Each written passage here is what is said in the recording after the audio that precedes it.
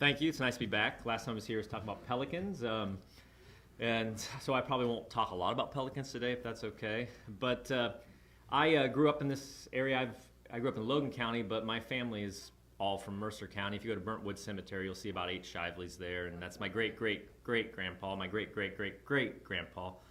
And we always said the funny thing is that the Shiveleys have been around here since early 1800s. Just none of us have ever amounted to anything, so nobody knows us.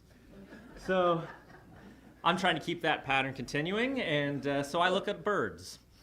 And I'm a math teacher over at Indian Lake High School. This is my 23rd year of teaching there, and it's been a while. And like you said, I was at the state park for a while as a naturalist there, but mainly everybody just knows me as the bird guy. And I grew up out in the middle of nowhere in Logan County, and it was before the internet. I had 4 TV stations, and I think 3 of them were PBS. And so basically, I was an only child, no brothers and sisters. I went out in the woods. I was out in the woods every day looking at birds, looking at different stuff. And then my family started buying me books. And so since I've been a kid, that's been my main passion in life. And nowadays, when I see the kids in my classrooms stuck on screens, looking at phones, looking at iPads all the time, I worry, because I feel like if people don't appreciate or understand nature, they won't want to protect it because it's not meaningful. And so I hope that we can all take our kids or grandkids out bird watching, take them out into the woods, go mushroom hunting, do all this stuff. And that's my soapbox before I start. But I worry that we're not seeing that love of nature in the younger groups that we have seen in years past. So I hope we continue and build on that and get them interested. So I'm going to talk today about Grand Lake St. Mary's. I live in Wapakoneta, and so I tend to go back and forth between Indian Lake and Grand Lake St. Mary's, and that's where I do most of my bird watching. And so I come here probably about once every other week, drive around the lake, see what I can see, although the last couple weeks I haven't seen too much. But it's a fun, beautiful place to be. There's so many places on Grand Lake St. Mary's that are just catered to bird watching, and I'll get into that. But today I want to talk about mainly migration. I want to talk about, a lot of people think migration is a short little window in spring where everything comes through, and that's not true. There are birds migrating through right now. And now that's kind of strange, but has anybody ever heard of a snow bunting? Okay, I didn't have a picture up here. Snow buntings live up in the Arctic tundra. My wife and I, for our 20th anniversary, went up to Iceland last year, and we got to see them singing in their breeding territory, which was kind of cool. But in the winter, those birds will come down, especially when we have big snows. And if you go driving out in the country, you'll be driving along a country road, and you'll see these big flocks of birds all of a sudden just fly off the ground. Like your car, you'll be like, whoa, why are all those birds right next to the ground? Well, usually those birds are buntings, horned larks, Lapland's longspurs, and snow buntings. So the best time in Ohio to see a snow bunting is right now, when it looks like this. And they're kind of a hard bird to see, although this year they've been pretty easy to find. I don't know why. So migration happens the whole year round. Now, there are certain points that are high points of it, and you can maximize most species you can see. But in general, most of the year, there's some birds moving around. So I'm starting with this one. And this bird up here, before I start talking, is my favorite bird associated with Grand Lake St. Mary's. This bird is a black-necked stilt. It has bright pink legs. It's kind of hard to see. It's black and white, and it is native to the southern United States. And about 10 years ago, one of my bird-watching friends, Josh Smith from Salina, said, I got a pair of nesting black stilts over at Mercer Wildlife area. I was like, Josh, you sure? You sure? He started sending me pictures. For some reason, they came up here and started colonizing the area. And now we have about 8 to 10 pairs of them, depending on the year. Last year was a little lower, but I think because of the drought. But so things that you think don't make any sense can easily happen. And so this is a big success story, because now We talked about the water quality, all those treatment trains, and everybody thinks the treatment trains are great for the water quality, which they are, fantastic. Without those treatment trains, I don't think that bird's here. It's nesting in them. And now we have them at Mercer, we got them at Coldwater Creek, we got them a few other places. Montezuma, they are coming in, and they're fun birds to see. Now, I'll warn you, if you want to see one, they're tough because they're out in the middle of the wet areas and cattails. They're not always up near a road, not always easy to find. But when you do see one, you're like, whoa, that doesn't look like it should be here, and maybe not. So I want to start with that because there are so many success stories in our area. And sometimes we hear, well, the birds are dying, the birds are going down, the birds, yeah, there's some problems. But this area has been a success story in the last 10 years, and I'll explain that in a bit. Grand Lake St. Mary's is a crazy important stopover point for migrants because this is probably one of the biggest bodies of water a lot of these birds are going to pass over. Okay, now some will cross Lake Erie, but if they're coming down from Michigan, a lot of times they go right over top of Grand Lake St. Mary's. And so it is a very important spot, especially for ducks and shorebirds, which we'll get into. Ohio is on the major North American flyway. In fact, did you know one of the most popular bird watching places in the entire United States is in Lake Erie? It's McGee Marsh. It's a very nice place, and if you want to get kids involved in bird watching, take them there in early May, and it's amazing. So a lot of people don't realize Ohio, out in the middle of nowhere, we are part of the main flyway, and that gives you a chance to see a lot of different kinds of birds through the year. So what I'd like to talk about today is kind of what happens on a month-by-month basis. And so we'll start with January. So in January, there's not a lot of migration going on. However, I will say that snow buntings, like I said, it's a good time of year to get them, and this is sometimes the best time of year to get some wintering hawks and owls. This little bird sitting up here is called a merlin. It is another kind of crazy, weird success story. When I started bird watching 40 years ago, merlins were very hard to find in Ohio. Very, very, very hard to find. And for some reason, they just started showing up in the winter in towns. Mercer County probably has about 3 or 4 that hang out in the winter. Alglace County has 2 or 3. They weren't here 30, 40 years ago, or we weren't noticing them. And it's a cute little falcon. It likes to sit on top of telephone poles and eat little birds and stuff, sparrows. So the places you usually see these guys are right downtown, in a cemetery or in a park. They're not out in the middle of nowhere. They like to be in town eating sparrows.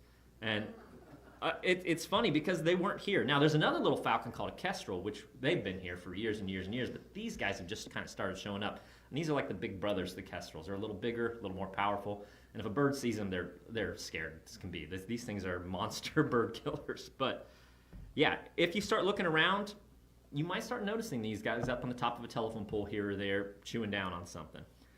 So again, we talk about wintering waterfowl. Some years. I don't think we're going to get a lot of wintering waterfowl this year. Just a hunch. But if you do want to see waterfowl in the winter, usually one of the best places to go is go to the aerators on the lake. And if you go to places that have large aerators on the lake, you can still find some waterfowl moving through. I was just talking to him earlier. I said, Lake Erie is about to freeze over. Pretty soon here, a lot of these Great Lakes are going to freeze over. There are so many huge concentrations of ducks and loons and grebes up there that when they freeze over, which doesn't happen a lot, complete freeze over, they come down here if there's open water. So as of right now, doesn't look like that's going to happen. But if we happen to get a little warm spell down here, but it stays colder up there, you'll see waterfowl come down in January and February. Dark-eyed juncos. A lot of people think birds leave here and go down to South America in the winter.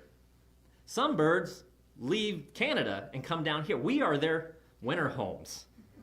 And dark-eyed juncos are one of that. They nest north of us up in Canada. They do nest in Ohio, up in northeast Ohio. But in general, this is a snowbird. You see them at your feeders in the winter. You will not see them in the summer. They are a winter migrant that stays here in the winter. Same thing with American tree sparrows. If you have feeders up right now, you've probably seen them. When it gets really, really cold, they come to your feeders. They have a little dot on their chest. But in general, fairly common in the winter. And like I said, merlins are here in the winter. They're not here in the summer. Although I will say this, they have started nesting in Ohio in smaller numbers. So that was unheard of 10 years ago. I wouldn't be surprised 10 years from now if they're nesting around here. I talked about wintering hawks and owls. I'll talk more about that in February and March because that's their prime time, but you can start to see different hawks and owls moving through. February, early waterfowl return and American woodcocks come back. Has anybody here seen a woodcock? Because if you haven't seen a woodcock, that is something you gotta figure out in your life. You gotta go to a place where there's some brushy fields next to a wet woods, and woodcocks come back late in February and they start singing. And they look like this. It's kind of hard to see, but they look like a football with a long little needle sticking out of their front, out of their nose. It's a huge beak, and they make the best noise ever. So I got a little video here. I had to play it. If you're out walking in a field and you hear this, I hope you can hear it. It's not coming. Let's see if I can put this. Can I take this off of here? Yeah. Let's see if it'll work.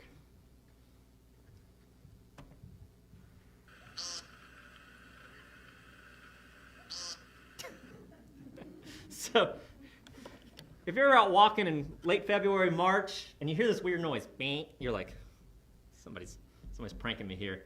It's woodcocks, and they're pretty common around here in the right habitat. But if you want something to take kids to just make them fall in love with them, is take them out to see woodcocks. And I mentioned McGee Marsh.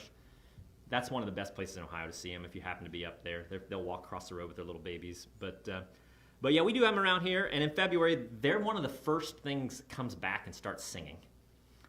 You wouldn't think it because it's a little shorebird almost, but it's here in February. No, there was the video. So March is when everything tends to start. I'd say there's a little bit of migration in January, February. March is when the ball starts rolling.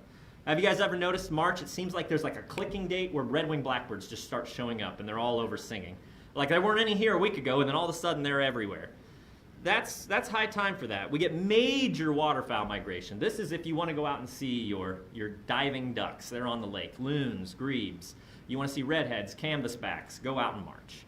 Find some open water, look around. It's great. And Grand Lake St. Mary's is far better than Indian Lake when it comes to waterfowl, especially deep waterfowl. Ducks start to move in. The dabblers start to move in later in the year more, although mallards are here most of the time. But some of the other stuff, teals, you'll start to see at the end of March more and into April. Swans, tundra swans come through into February and March. If you see one swan out there in the lake, it's probably not a tundra swan. If you see 50 of them, it's probably tundra swans. They come through in big numbers, and they come through at night, which is kind of weird because I put up a bird listening device. Yes, my wife likes to think how attractive I am when I talk about things like bird listening devices that I put outside my house. But I put it out there, and it tells me what birds are in the yard by sound. Tundra swans have been coming through at around midnight, which is very weird. And I've listened to recordings. It's tundra swans, so I didn't know that. It's kind of neat.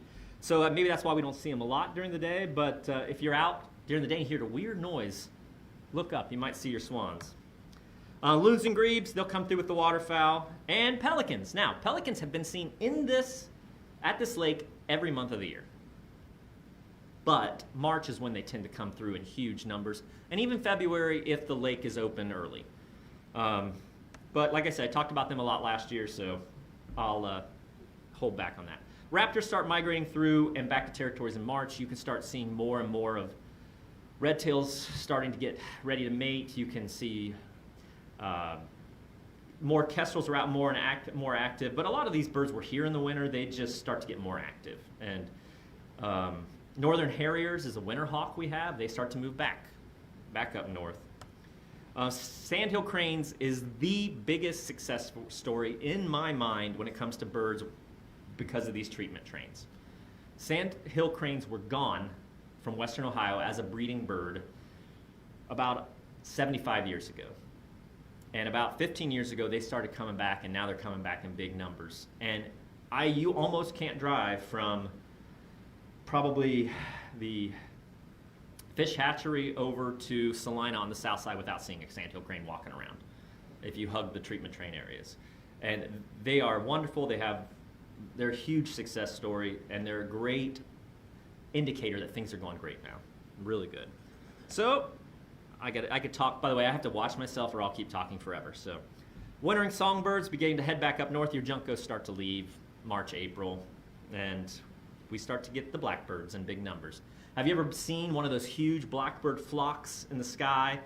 The end of March is the best time to notice something called murmuration. If you've never heard of it, it's kind of neat. It's where the blackbird flocks will look like they're making shapes in the skies and they bend back and forth. It's called murmuration. It's really cool. That's a really good time of year to see that. So March songbirds, I'm just going to go through a few here. Because again, this will take a while, but in March, if you're a bird watcher, these are your main specialties you're looking for. Hermit thrushes, yellow-bellied sapsuckers, fox sparrows, and then you can start to see the first of the territorial birds coming back here, like blue-gray gnatcatchers. They show up late March, early April, and you can start hearing them. They're a gnatcatcher, so what does that tell you? It needs to be warm, right? So you'd be surprised that they come back in March because there's still some cold days in March. And tree swallows. A lot of people think the swallows are only here in the summer. Tree swallows, I've seen them in February, which is very strange to see an iridescent blue little swallow out there, but they start to come back. April and May are the money months. This is if you want to go out and see birds, April and May is the time to do it. Early migrants start to happen in April, first half of April, but I'll warn you, if you go and you get really excited and go out in the first half of April, it can be hit or miss. It depends on the weather. It depends on what's coming through. But you are really going to start to see an uptake of warblers, and that's what everybody likes to see. You got your yellow rumps, your pines, and your Louisiana water thrushes moving through. That is the first sign of spring in my book. When you see those birds coming through, you're like, okay, it's on. Here we go. Most red-winged blackbirds are all on territory now, so you can't drive around without seeing them everywhere.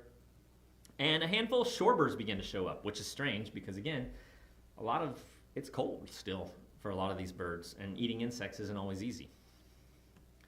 Duck migration starts to slow down in April. There's still ducks migrating around until late May sometimes, but the big push of them is in March. And then you start to see it work its way down to there's not a ton around. Sparrows are all back in April. Usually they're a little back before warblers and stuff, so if you have a grassland, you'll start seeing them earlier. Smith's longspurs, I wanted to plug this because this is completely just for my own benefit. Smith's longspurs are a mythical species in Ohio. They're almost impossible to find, except in Mercer County, Ohio. Almost all records of Smith's longspurs in the past 20 years have been from Mercer County, Ohio. And this is for all of Ohio. And all west of the Minden area, which is interesting. This is a western species. Now, if you go to Indiana, they're pretty common. We are just on the eastern edge of their range, and Mercer County is the hot spot for it. So we're famous in the bird watching world for pelicans, black-necked stilts, and Smith's longspurs. But if you ever are out in a country road in April and you see these weird people on the side of the road with spotting scopes and binoculars, and you're like, why are they staring at a cornfield in April when there's no corn with binoculars? They're probably looking for Smith's longspurs. Because Smith's longspurs, like the snow buntings, like to be right off the side of the roads in cornfields. So, second half of April, this is where everything really starts to happen. If you go outside, you'll start to hear migrants every day. Doesn't matter if you live in town, you'll start to hear them. First main wave of warblers comes through, and when we talk about warblers here, I just put a few examples up there. Pretty much all but about 10 of the warblers come through by mid-April to the first couple weeks of May. So to save time, if you're going to go out and photograph birds, this is when you do it, because the leaves aren't back on the trees yet. So the birds are all in the trees, and they're not blocked by stuff. If you try to go mid-May, there's leaves everywhere. You're going to have a hard time taking pictures. Thrushes, vireos, hummingbirds. A lot of people think hummingbirds don't come back until like June. They're back at the end of April in some places. Swifts, orioles, flycatchers, and stuff. But last 2 weeks of April, first 2 weeks of May, best time of the year. Shorebirds start to build up. In May, this is it. If you want to take a kid somewhere to get them interested in birds, take them out the first 2 weeks of May and just go walk in the woods. And if you have your phone, download what's called the Merlin app. It literally will record it'll record everything that's singing and tell you all the birds with about 95% accuracy. 95 is pretty good. So if you want to act like you know what you're doing around people, just download that Merlin app and look down and be like, hey, that's a blue-gray gnatcatcher singing. They're like, how do you know that? I just know these things. But it is a very good app to have, and it's very reliable. So Merlin, just like the bird Merlin we were talking about earlier, and you just turn it on while you walk, And it actually has packs for the whole world. So if you're going to go to Costa Rica, you can download the Costa Rica pack, and as you're walking around, you'll be able to tell what Costa Rica birds are. And so it's kind of cool.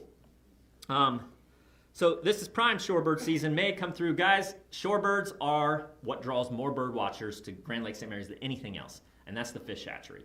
The fish hatchery is probably Ohio's premier shorebird spot when it comes to reliability and ease of access. Now, it does depend on the water levels of the fish hatchery. Like, they've got to be low enough that you can get some shorebirds, but otherwise, that's the place to go. I've seen more shorebirds at the fish hatchery than the rest of Ohio combined. I mean, in terms of numbers. Yeah, I love it. It's great. Ducks are almost gone May. I could keep going. Now, May, the second half of May gets a little tougher. There's still birds coming through big numbers, but there's leaves on the trees. It's hard to see. And so it makes it a little tougher, but some of the tougher, quote-unquote, species, like Connecticut mourning, I spelled morning wrong, my bad. It's M-O-U-R-N. Mourning and black-throated, man, it jumped out at me. Black-throated blue come through late. So by the end of May, things slow down. And you would think June probably still has a lot of migration. June's pretty dead. June is when everything is back on territory. It's slow. Things are singing, but they're not from other places. They're here. So everything's back on territory. There is very little migration in June of any species, unless it's non-breeders moving around that have not found a nest. July starts fall migration. Isn't that funny? Already. We just talked about spring and we're already in fall. Shorebirds, a lot of them start coming back in July. You can get a few ducks, early stuff like that. August, warblers and swallows start moving south. Usually this is the time of year that I look at birds the least because I'm a teacher, and in August I'm depressed all the time. And so I wonder why. There might be a correlation there. But so I don't tend to go out as much. Plus, the leaves are on the trees still. It's hard to see. And they're not singing, so they're hard to pick up by sound. So I would say if you wanted to know the least amount of data we have, it's August, September. We really don't know fall migration really well in this area. So I'm going to skip on ahead because I'm starting to run out of time. September, this is a common September bird that you find on the beaches around here or in the fish hatchery that people are looking for. It's called an American golden plover. It doesn't look like this in its summer breeding grounds. This is its non-breeding colors, but that's what we tend to get to see with a lot of these birds. We don't, shorebirds especially, we don't get to see the breeders as much as the non-breeders because they're not coming through while they're breeding. So, I'll move on down. October, this is an orange-crowned warbler, which I love. You can't see the orange crown very well on it because it's pretty hard to see even if you're holding the bird. But this is another specialty around here a lot of bird watchers go out for, and that's when waterfowl starts to really increase. Sparrows and finches start to leave. And that takes us to the last 2 months of the year, November. November is owl and hawk month. If you want to see owls and hawks in Ohio, this is the best month to do it. Around Thanksgiving, short-eared owls pop back in their territories. Rough-legged hawks fly around, although they're getting rarer and rarer and harder to find. But that's a rough-legged hawk in that picture. You can tell by the little, well, it's kind of dark, but they have two little black dots on their wings on the inside. And juncos and tree sparrows start to come back, and so you get your birds coming down from Canada to spend the winter here. December, there's hardly any migration, but there's still, like I said, with snow buntings can come in, and winter residents have moved in. Now, I talked a little bit about black-necked stilts, but I just want to end, because I know I'm running a little low on time here. I want to end on the things that make this place great, and black-necked stilts to me is number one. I don't know if you can see those bright pink legs. They're a cool bird. If you happen to get out and about and looking around Mercer and stuff in the summer, keep an eye out for them, and they're really neat. Bald eagles, Grand Lake area has anywhere between 20 to 25 nests now. Isn't that crazy? You about can't drive around a lake without seeing a bald eagle anymore, which is great. I'm not complaining, but it's great. I remember growing up as a kid and never saw them, ever. Huge success in our area. And I want to talk a little bit about the fish hatchery. I think sometimes people take the fish hatchery for granted.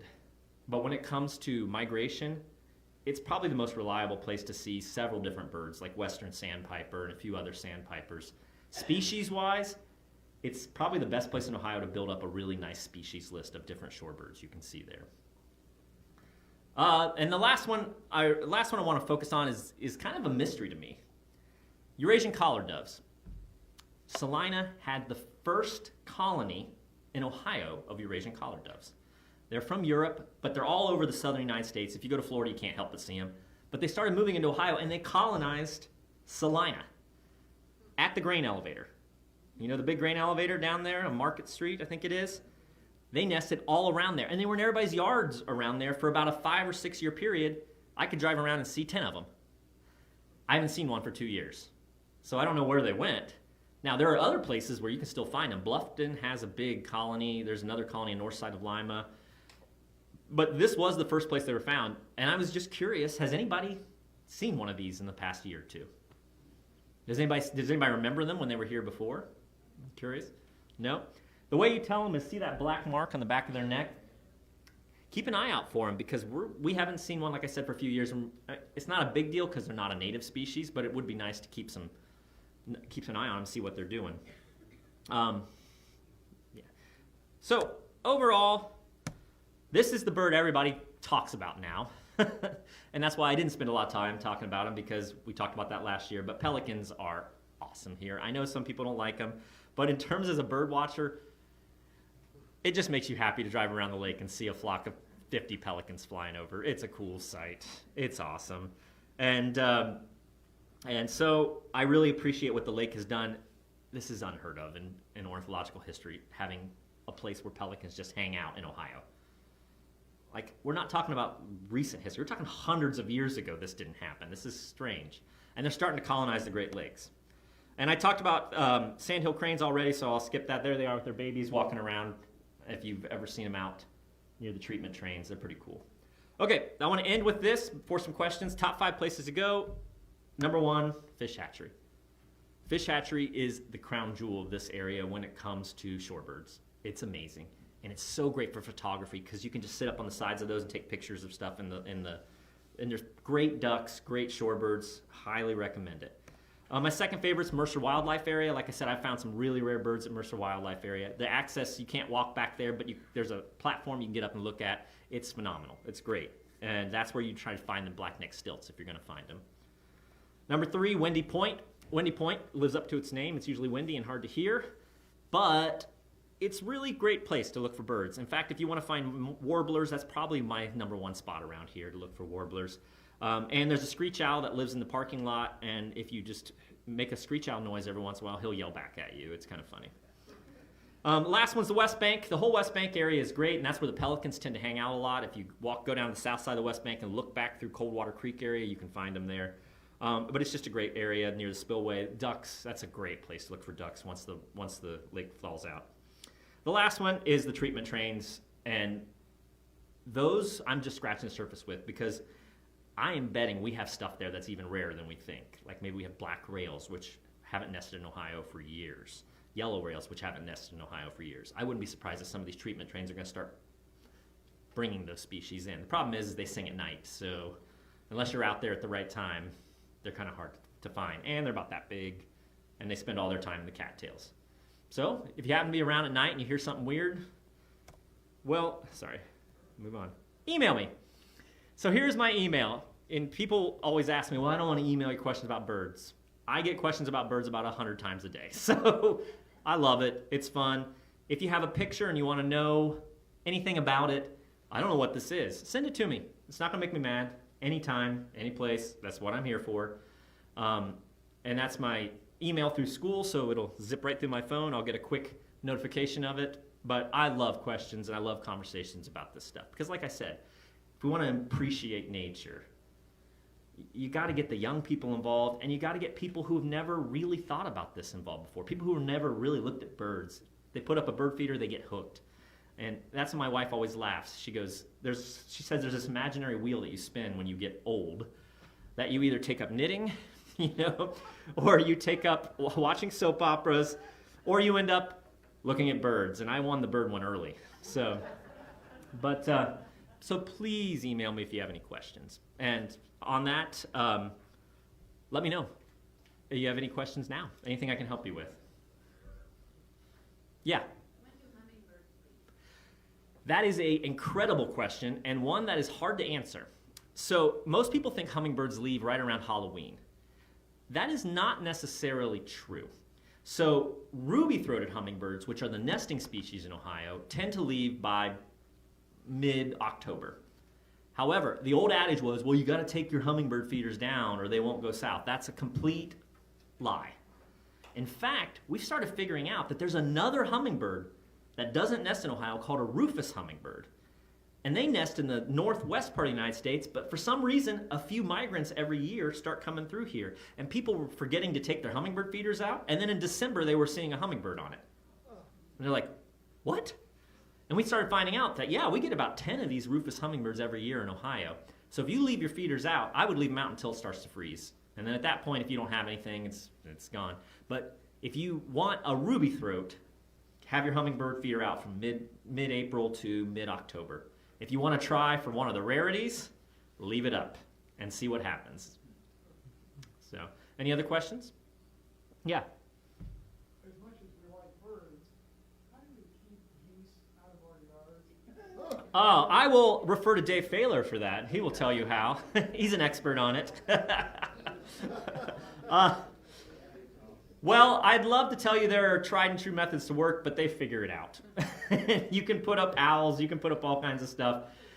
I would love to tell you the answer to that question, but if I knew it, I'd be a millionaire. So, any other questions? Yeah. Yes. Mm-hmm. Yep, the big ones. Mm-hmm. We have probably 5 or 6 nests around Grand Lake, St. Mary's. Windy Point's a really good place to see pileateds. I forget the name of the little wildlife area near Coldwater. They have a pair there. Baker's Woods has a pair. 40-acre pond up north of Grand Lake, St. Mary's has some. Any big woods, large wooded area over about 50 acres to 100 acres can start having them, but they're getting used to people. And it's not as uncommon anymore to see them in cities with big parks nearby. Now, we are still not in the heart of their range. They were more southern Ohio, the south, but they're around. If you move around enough here around the lake in some wooded areas, you'll see one flying over here or there. Any other questions? Yeah. What's a good brand of binoculars? Not a real expensive, but an average. That's a real tough question because it depends on what you want. Sometimes people like 10-power binoculars because you can see it closer. But then when you're up close, it's hard to zoom in on something up close. So what I would do is there's lots of websites out there. If you can type in what you want in binoculars, like I want to see birds. Oh, I also want to be able to see butterflies if they're up here. Or I want to be able to see things really far away, and it'll tailor it to it. I think it's called Eagle Talons, I think they're called, but they were like $200. They're pretty good. I have always said that one day when I retire and I have lots of money, which being a teacher is probably not going to happen, I will buy a pair of Swarovski binoculars, but they're about $2,500 for a nice pair, so that's a little out of my range right now. Yeah. So when we first moved here 5 or 6 years ago, we would hear the herons Mhm. out at night a lot, squawking and making a lot of noise. And in the last couple of years, I feel like we rarely see them on the north side of the lake. Are their numbers dwindling, or is that? No, not really. Their colonies will move around though. Okay. So they nest in big numbers in certain areas. So if you ever been driving out in the middle of nowhere and you see a woods that's got like 50, looks like hawk nest in it, you're like, what? Those are great blue herons. They nest in big colonies, and in fact, they're really good at it. You remember the tornado that hit Indian Lake a few years ago? We had a huge colony at Moundwood, and it was in one tree out on an island. There were probably 100 heron nests in there. The tornado took it out.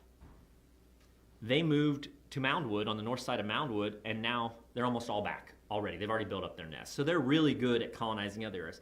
But something can happen is a great horned owl can move into the woods and prey upon the babies, and then they don't like that, and they'll move to other places. So they can move around to different colonies. They might have just abandoned a colony nearby, and that's what's them. But their numbers are pretty good.